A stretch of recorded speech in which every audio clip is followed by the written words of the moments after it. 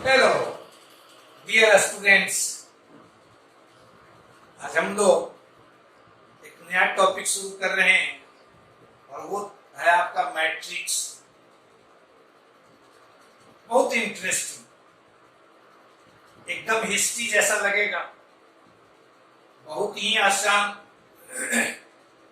और उतना ही तुम्हारा इम्पोर्टेंट। आज के समय में आप देखेंगे कि बहुत अधिक प्रयोग इसका हम लोग करते हैं। आप देखिएगा कि ट्रेडर्स लोग भी इसका प्रयोग करते हैं। आप हंसेंगे कि व्यापारी लोग कैसे इसका प्रयोग करते हैं। तो उनके पास जो आइटम्स होता है वो लोग ऐसे सजा कर रखते हैं, ऐसे सजा दिए, यहां वो ऐसे सजा दिए, यहां उनके पास है शर्ट, यहां इनके पास पैंट और यहां है तुम्हारा हैट। मान लीजिए उनके गोडाउन में इसकी संख्या है 50, इसकी संख्या है 30 और इसकी संख्या है 20। ऐसे वो सजा दिए। इसी तरह से उनके प्राइस को, ये उनका प्राइस है शर्ट तुम्हारा 200, पैंट 500 और hat your 50 rupees per piece.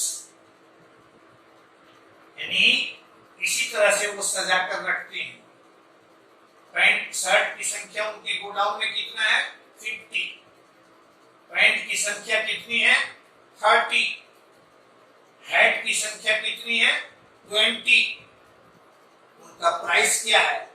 उनका प्राइस है तुम्हारा शर्ट है 200 rupees per shirt, pant 500 rupees per pant और हैट 50 रुपीज पर पीस। यानी इस तरह से वो सजा के रखते हैं। क्लियर है? तो कहे इसका बहुत अधिक प्रयोग है और हर एग्जाम में इससे क्वेश्चन तुम्हें मिलेगा, बोर्ड एग्जाम में भी क्वेश्चन मिलेगा और तुम्हें इंजीनियरिंग में भी मिलेगा। और आसान क्वेश्चन रहता है जिसको आप आसानी से बना सकते हैं। सिर्फ कुछ इसमें डिफिनिशंस हैं, उन डिफिनिशंस को तुम्हें याद रखना है। जैसे पहला, तुमसे कोई पूछे कि मैट्रिक्स किसे कहते हैं, मैट्रिक्स किसे कहते हैं, तो हम लोग कहते हैं कि ये संख्याओं का एक अरेंजमेंट है। या क्या सिंपल वे में आपसे कोई पूछे कि मैट्रिक्स किसे कहते हैं, तो आप कहेंगे ये संख्याओं का एक अरेंजमेंट है। या क्या है? संख्याओं का एक अरेंजमेंट है। जैसे ये भी तुम्हारा मैट्रिक्स है, यह भी तुम्हारा मैट्रिक्स है। ये जो लाइन है इसको हम लोग कहते हैं हॉरिजॉन्टल लाइन और इसको हम लोग कहते हैं वर्टिकल लाइन। तो हम पूछें कि इसमें कितने हॉरिजॉन्टल लाइन है, तो हॉरिजॉन्टल लाइन 1, वर्टिकल लाइन कितने हैं, तो तुम्हारा वर्टिकल लाइन देखो यहां, एक तुम्हारा यह, दूसरा तुम्हारा यह, तीसरा तुम्हारा यह। यानी वर्टिकल लाइन है 3, रो है 1 और कॉलम्स हैं 3। यानी रो की संख्या 1 है, कॉलम्स की संख्या 3 है। इसलिए इसे हम लोग कहते हैं 1 into 3 ऑर्डर का मैट्रिक्स। यानी पहले लिखते हैं नंबर ऑफ रो को और फिर लिखते हैं नंबर ऑफ कॉलम को। पूछेगा कि इसमें हॉरिजॉन्टल लाइन कितने हैं, तो 1 2 और 3। कॉलम्स कितने हैं, तो कॉलम्स तुम्हारा 1, यानी इसका ऑर्डर कहेगा तो ये आ जाएगा 3 × 1। क्लियर है। ऐसे आमतौर पर ये मैट्रिक्स आप समझ गए। क्या कहेंगे, ये सिर्फ एक एरे है, सजावट है, ये सिर्फ एक अरेंजमेंट है।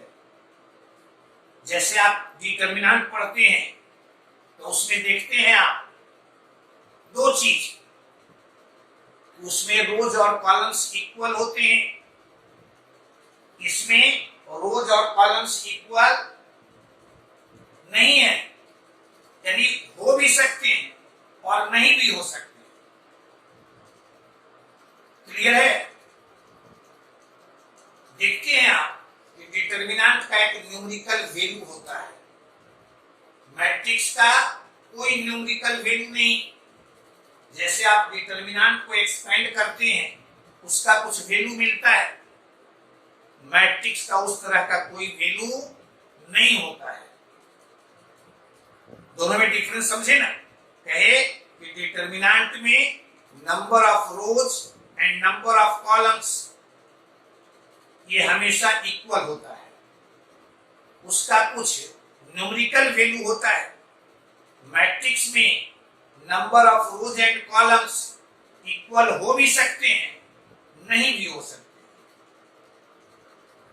इसका कोई न्यूमेरिकल वैल्यू नहीं होता है। इसलिए इसको हम लोग डिफाइन करते हैं। देखिए यहां लिखा हुआ है आपका a set of imaginary numbers, numbers तुम्हारा रियल हो या इमेजिनरी हो, कॉम्प्लेक्स हो, arrange in the form of a rectangular array. Array means सजावट, arrangement, having m rows and n columns। यानी एलिमेंट्स कितने हैं, तो एलिमेंट्स है तुम्हारा m गुने n, और इसको सजाया गया है m रोज में, m रोज में और n रोज में, n कॉलम्स में, n कॉलम्स में। तो इसे हम लोग कहेंगे m गुने n ऑर्डर का मैट्रिक्स। क्लियर है। उसी को यहां लिखा हुआ है m rows and n columns is called a matrix of order m गुने n।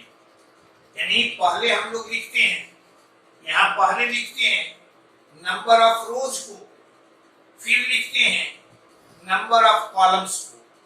जैसे आपको कहीं दिया हुआ हो ऐसा लिखा हुआ हो 2 3 4 5 6 7। क्या देख रहे हैं, यहां रो की संख्या कितनी, 2, कॉलम्स की संख्या कितनी, 1 2 3। यानी इसको हम लोग कहेंगे 2 × 3 ऑर्डर का मैट्रिक्स। यानी 2 × 3 ऑर्डर का मैट्रिक्स मीन्स हुआ कि वैसा मैट्रिक्स जिसमें 2 रोज हो और 3 कॉलम्स हो, 2 रोज हो और 3 कॉलम्स हो।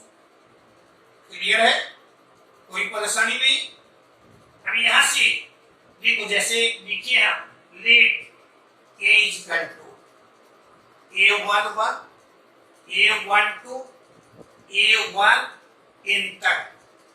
इसी तरह से यहाँ a21 है, a22 है, डैश डैश डैश a2n है, यहाँ am1 है, am2 है, amn है।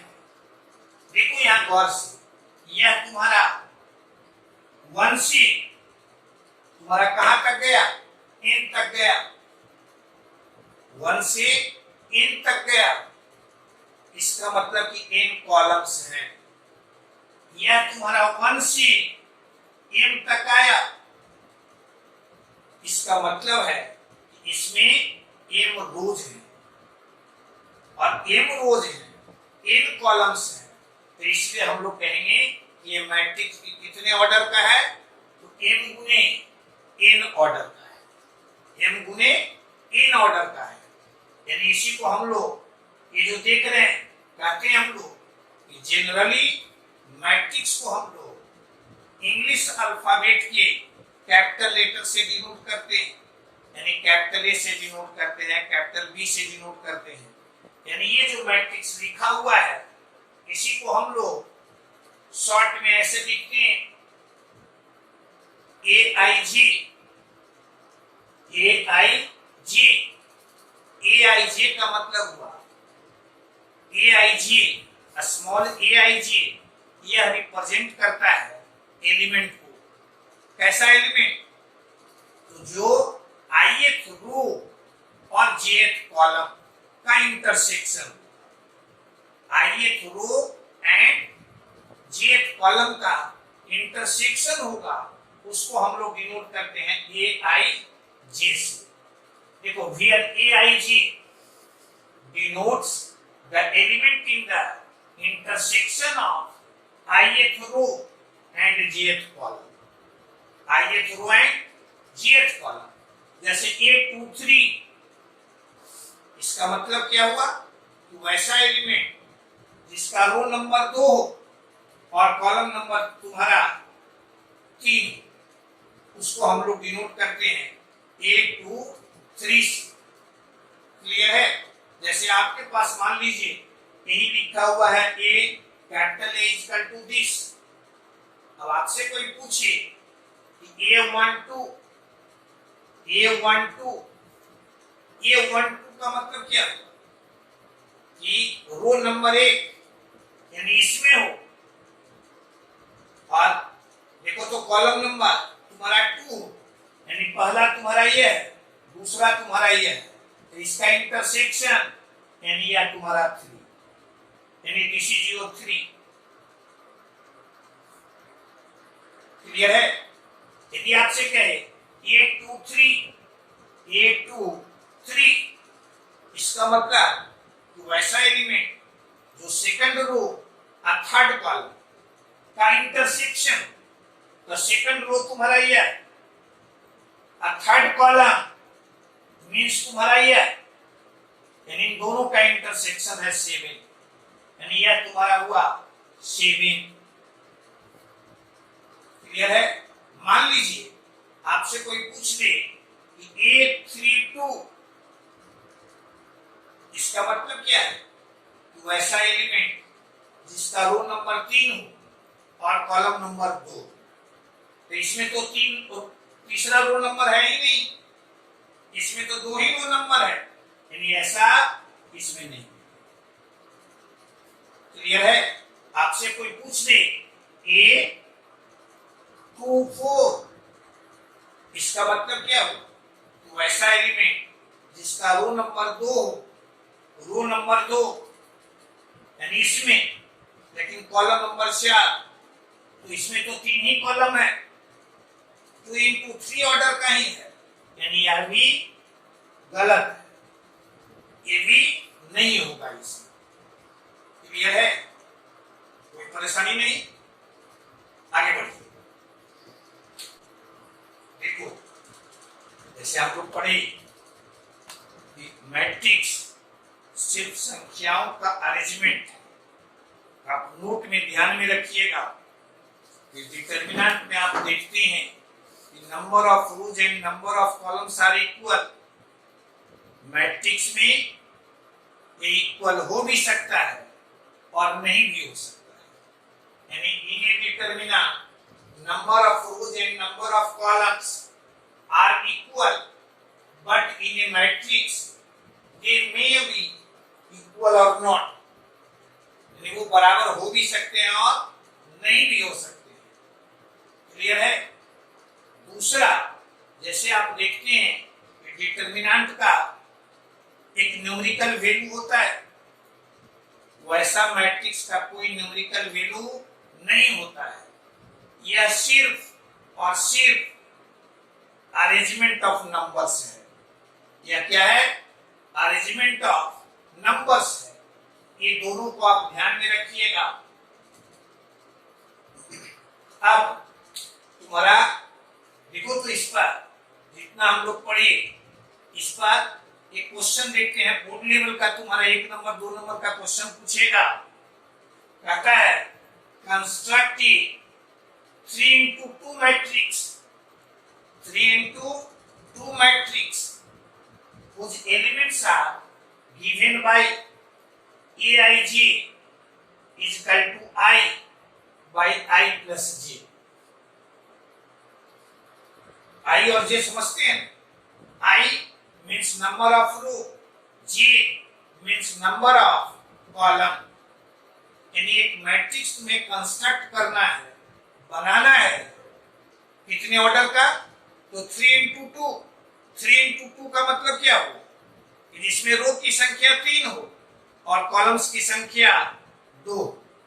यानी मैट्रिक्स तुम्हारा होगा, देखो तो फर्स्ट मैट्रिक्स तुम्हारा होगा इस A11 A12 A21 A22 A31 A32। Clear है? यह तुम्हारा देखो तो 3 रो है और कॉलम्स की संख्या 2 है, यानी यह तुम्हारा 3 into 2 ऑर्डर का है। अब मुख्य काम तुम्हारा क्या है? इन सबों का वैल्यू निकालना। इन सबों का वैल्यू हम लोग निकालते हैं इसकी सहायता से। जैसे आपसे कहे A11 का मतलब क्या हुआ? रो नंबर 1 और कॉलम नंबर 1, यानी I का मान 1 और J का मान भी 1। दिस इज योर 1/2 1/2 A12 यानी रो नंबर तुम्हारा 1, यानी I का मान 1 और J का मान 2। दिस इज योर, क्लियर है? A21 यानी I का मान 2 J का मान 1, यानी यहाँ 2/2 plus 1। This is your 2/3। A22 यानी ये तुम्हारा I का मान भी 1, I का मान भी 2 और J का मान भी 2, यानी 2/2 plus 2 यानी 1/2। A31 इसका मतलब क्या? रो नंबर 3 और कॉलम नंबर 1, यानी I का मान 3 J का मान 1। This is your 3/4।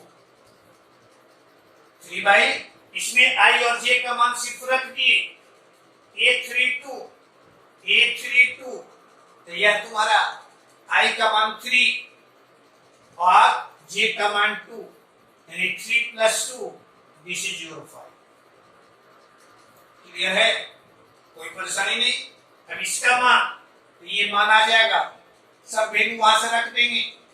तो A11 यानी यहाँ तुम्हारा 1/2, A12 यहाँ तुम्हारा 1/3, A21 यहाँ तुम्हारा 2/3, यहाँ A22 यह तुम्हारा 1/2, A31 this is your 3/4, A32 यह तुम्हारा 3/5।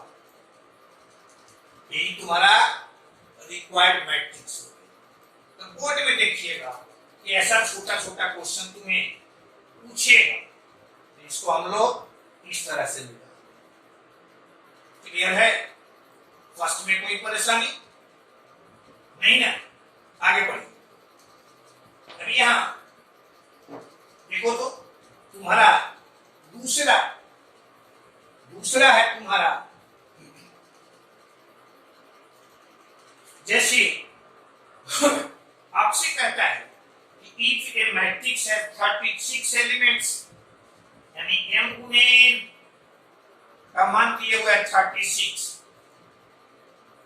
तो आपसे कहता है कि what are the possible orders it can है, यानी उस जो मैट्रिक्स तुम्हारा बनेगा उनका ऑर्डर क्या क्या हो सकता है, तो आप लिख सकते हैं जैसे 36 है, 36 को 1 into 36, या इसी को लिखते हैं हम लोग ये, या 36 into 1, 2 into 18, या 18 into 2, 3 into 12, और 12 into 3, 4 into 9, 9 into 4। क्लियर है? यानी इसको हम लोग या 6 into 6, ऐसा भी हम लोग, यानी 36 को दो नंबर्स के प्रोडक्ट के रूप में आप लिख लीजिए। जितने तरीके से आप लिख सकते हैं उतना ही डिफरेंट ऑर्डर्स का हमें मैट्रिक्स मिलेगा। ये लिखिए 1 into 36, इसका मतलब क्या हुआ कि वैसा मैट्रिक्स जिसमें एक रो हो और 36 तुम्हारा कॉलम्स हो। 36 into 1 यानी 36 तुम्हारा रोज हो और कॉलम्स की संख्या 1। 2 into 18 यानी 2 रोज हो और 18 कॉलम्स हो। 18 कॉलम्स हो, ये 18 तुम्हारा रोज हो और 2 कॉलम्स हो। 3 तुम्हारा रोज हो, 12 तुम्हारा कॉलम्स हो। 12 तुम्हारा रोज हो, 3 तुम्हारा कॉलम्स हो। 4 तुम्हारा रोज हो, 9 तुम्हारा कॉलम्स हो। 9 तुम्हारा रोज हो, 4 तुम्हारा कॉलम्स हो। 6 तुम्हारा रोज हो और 6 तुम्हारा कॉलम्स हो। यानी इतने तरह का मैट्रिक्स आपको सीधे ध्यान में रखना है। मान लो 4 एलिमेंट्स है, 4 एलिमेंट्स, और आपसे कहे कि इसके डिफरेंट ऑर्डर्स के कितने मैट्रिक्स बनेंगे, तो 4 को फैक्टराइज कर दीजिए, तो 1 into 4, 4 into 1, 2 into 2, यानी कितने तरीके से कितने डिफरेंट ऑर्डर के मैट्रिक्स बनेंगे, तो ये तुम्हारा 3। तो इसमें कोई परेशानी नहीं। अगला पार्ट कहता है can a matrix contain 11 elements, यानी 11 एलिमेंट्स इसमें हो सकते हैं, तो हो सकते हैं। ये पूछेगा इससे कितने डिफरेंट ऑर्डर के मैट्रिक्स बनेंगे, तो 1 into 11, 11 into 1, यानी इतने तरीके के 2 डिफरेंट ऑर्डर के मैट्रिक्स इसमें बनेंगे। कोई डाउट भी इसमें? आगे बढ़ो। देखो जैसे मैट्रिक्स में हम लोग कहते हैं कि छोटा छोटा डिफिनीशन है, उसको हमेशा हम लोग ध्यान में रखें। ये तुम्हारा ऑब्जेक्टिव क्वेश्चन में सब काम देगा, इसलिए आप इसे ध्यान में रखिएगा। जैसे टाइप्स ऑफ मैट्रिक्स है कि मुख्य तुम्हारा जितना भारी आप समझिए, हार्डर आप समझिए, इन्हीं सबको याद रखना। टाइप्स ऑफ मैट्रिक्स में पहला तुम्हारा है स्क्वायर मैट्रिक्स। तो स्क्वायर मैट्रिक्स मींस हुआ कि वैसा मैट्रिक्स जिसमें रो की संख्या और कॉलम की संख्या, यानी number of rows and number of columns, they are equal, यानी m is equal to n। कहते हैं the matrix in which the number of rows and the number of columns are equal, that is m is equal to n। जैसे example में यहाँ देखिए हम a is equal to, इसमें देख रहे हैं आप 3 तुम्हारा रो भी है और 3 तुम्हारा कॉलम्स भी है। तो ऐसे मैट्रिक्स को हम लोग कहते हैं स्क्वायर मैट्रिक्स। अगला है तुम्हारा रेक्टेंगुलर मैट्रिक्स। देखो तो स्क्वायर और रेक्टेंगल में तुम डिफरेंस समझते हो। स्क्वायर में देखते हो कि लेंथ और विड्थ दोनों इक्वल, रेक्टेंगल में देखते हो दे आर नॉट इक्वल, बस उसी डिफिनीशन को ध्यान में रखना है कि रेक्टेंगुलर मैट्रिक्स होगा उसमें m और n they are not equal, यानी the matrix in which the number of rows and the number of columns are not equal, that is m not equal to n। जैसे एक matrix यहां दिए, ये इसमें 2 रो है और कॉलम्स कितने हैं 3, यानी इसका ऑर्डर 2 into 3, यानी इसको हम लोग कहते हैं रेक्टेंगुलर मैट्रिक्स। तीसरा है तुम्हारा vertical matrix. Vertical matrix means the matrix in which the number of rose is greater than the number of columns, यानी m greater than n, m greater than n, यानी जिसमें रो की संख्या कॉलम की संख्या से अधिक हो, यानी ये भी तुम्हारा रेक्टेंगुलर है। कैसा है? रेक्टेंगुलर है, ये दे दिए। इसी तरह से हॉरिजॉन्टल मैट्रिक्स जिसमें रो की संख्या कॉलम की संख्या से कम हो, यानी the matrix in which the number of rose is less than the number of columns, that is m less than n। यानी यह भी तुम्हारा m और n देख रहे हो कि इन दोनों में इक्वल नहीं है, इसका मतलब कि ये दोनों जो तुम्हारा टाइप्स हैं ये दोनों रेक्टेंगुलर मैट्रिक्स हैं। क्लियर है?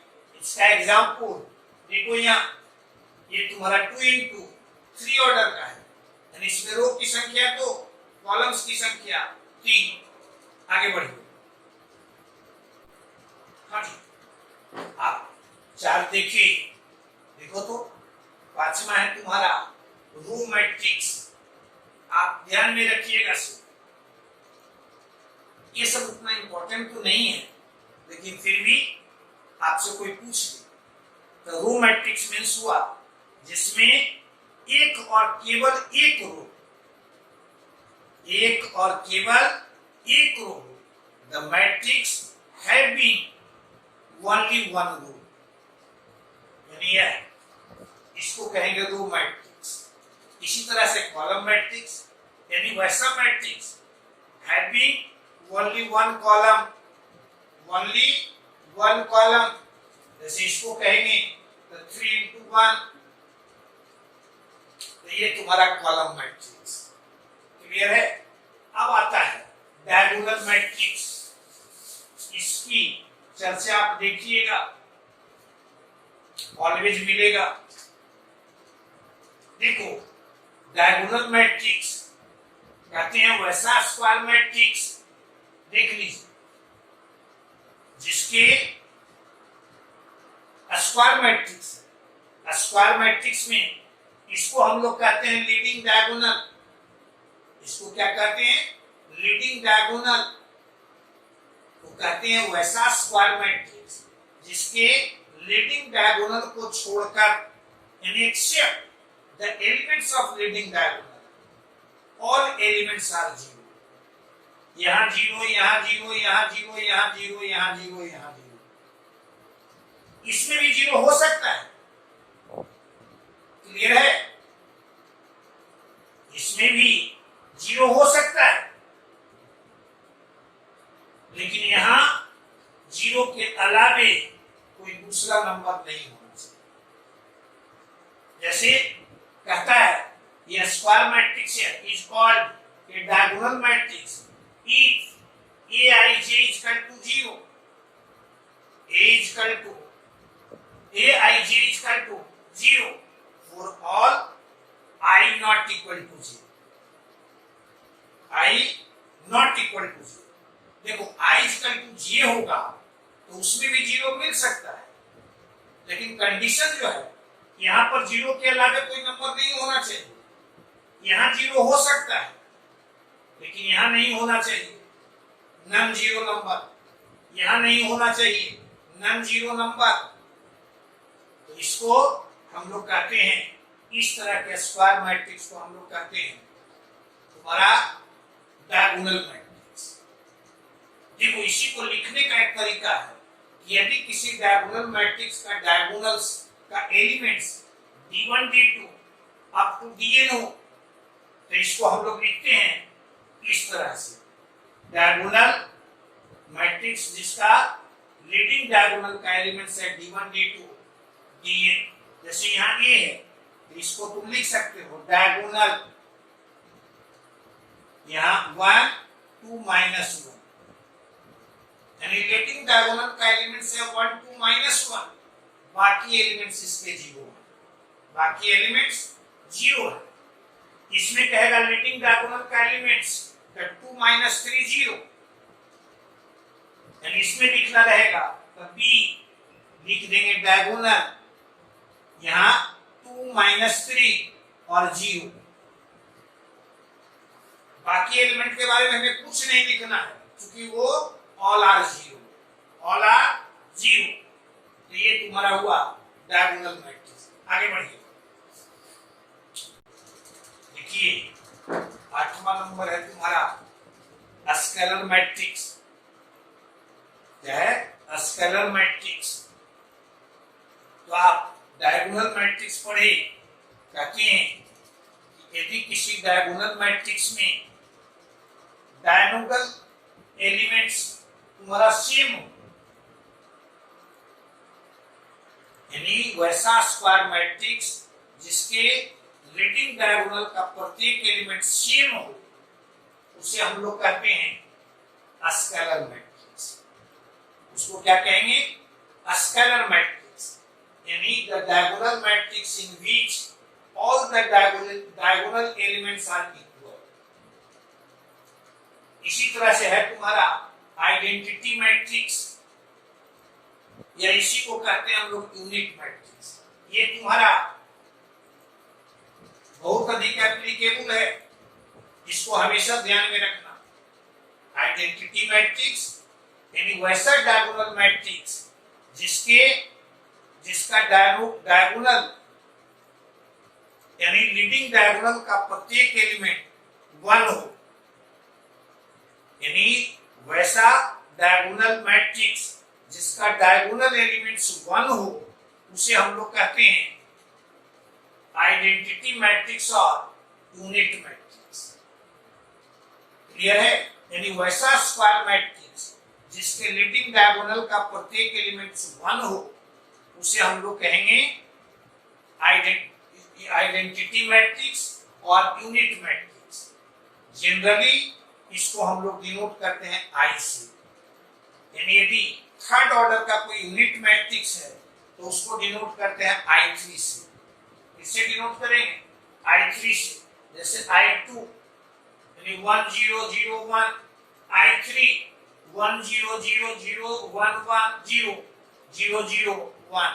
लीडिंग डायगोनल का प्रत्येक एलिमेंट 1 हो, बाकी एलिमेंट्स 0। वैसे स्क्वायर मैट्रिक्स को हम लोग कहते हैं यूनिट मैट्रिक्स या आइडेंटिटी मैट्रिक्स। है कि ये तुम्हारा बहुत काम का है, इसको ध्यान में रखना। अगला है तुम्हारा नल मैट्रिक्स और जीरो मैट्रिक्स। नल मैट्रिक्स और जीरो मैट्रिक्स तो सिंपल वैसा मैट्रिक्स जिसका प्रत्येक एलिमेंट 0, जिसका प्रत्येक element a matrix whose all elements are 0 is called null or zero matrix। जैसे A तुम्हारा ऐसा है, इसको हम लोग कहते हैं स्क्वायर मैट्रिक्स है, यानी इसको डिनोट करते हैं O2 से। B तुम्हारा यह है रेक्टेंगुलर मैट्रिक्स है, इसका ऑर्डर 2 into 3। आगे बढ़िए, हाँ जी देखो तो ये जो तुम्हारा इंपॉर्टेंट मैट्रिक्स है, एक तुम्हारा अपर ट्रायंगुलर मैट्रिक्स और दूसरा है तुम्हारा लोअर ट्रायंगुलर मैट्रिक्स। ठीक है, कहते हैं हम लोग वैसा स्क्वायर मैट्रिक्स जिसमें लीडिंग डायगोनल के नीचे का प्रत्येक एलिमेंट तुम्हारा 0, उसको हम लोग कहते हैं अपर ट्रायंगुलर। और जिसमें ऊपर का एलिमेंट 0 उसको हम लोग कहते हैं लोअर ट्रायंगुलर मैट्रिक्स।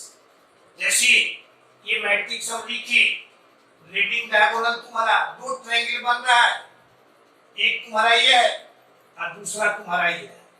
इसके नीचे का प्रत्येक एलिमेंट 0, तो इसको हम लोग कहेंगे अपर ट्रायंगुलर मैट्रिक्स। इसके ऊपर का प्रत्येक एलिमेंट 0, तो इसको हम लोग कहते हैं लोअर ट्रायंगुलर मैट्रिक्स। नीचे भी 0 हो सकता है, यानी ये हो भी सकता है और नहीं भी हो सकता है, लेकिन यहां ऊपर में 0 होना अनिवार्य है। इसमें ऊपर में भी 0 हो सकता है, यानी यह हो भी सकता है और नहीं भी हो सकता है, लेकिन यह होना अनिवार्य है। यानी कहते हैं कि वैसा square matrix capital A is equal to Aij is called upper triangular matrix if Aij is equal to 0. Aij is equal to 0 for all I greater than J. I greater than J. जैसे इसको आप लिखते हैं तो इसको लिखते हैं A21, लिखते हो I यानी रो की संख्या कॉलम से अधिक, A31 यानी यह तुम्हारा I की संख्या I तुम्हारा J से बड़ा, ये सब दिख रहे हैं, ये 0 मिला।